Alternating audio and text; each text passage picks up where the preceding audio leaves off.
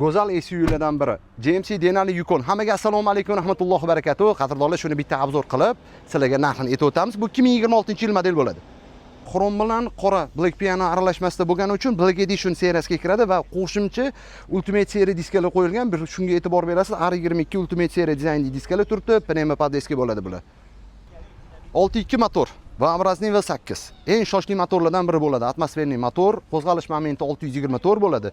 420 ot kuchi, 10 pog'onali avtomat korobka. 3 tonnaga yaqin og'irligi, 0 dan 100 ga qo'zg'alishi 6.2 motorda 6.2 sekund beryapti. Bu Ramning SUVligi juda ham katta ko'rsatkich bo'ladi.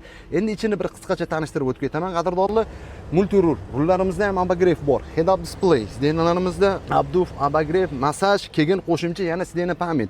Ko'rib turganingizdek bitta o'rtada katta xolodilniklargacha bor. Mashalloh, hamma narsa joy-joyida ishlangan. Tepa tomlari panorama oyna bo'ladi. Bugungi kunda O'zbekistonga 4 dona GMC Yukon Denali yetkazib berdik. Uning ichida bitta Ultimate seriya bo'ladi. Egalar duo qilib haydab yuribdi. Xo'p, 26 ga 25 bo'lganligi uchun buni soni chegaralangan, chunki bu Black Edition seriyasida kelyapti. Zinalarni ham ko'rsatib bitta o'tib keting. Choklarga bir e'tibor berasizlar. Orqa sidenalarimiz kapitanskiy bo'ladi. Bu 6 o'rindiqli bo'ladi. Passajirlarimizga ikkitadan monitor, orqa sidenalarimizda abagrev bor, oldi sidenalarimizda massaj, sidena pamyat. Bundan tashqari bunda Bose akustika bo'ladi.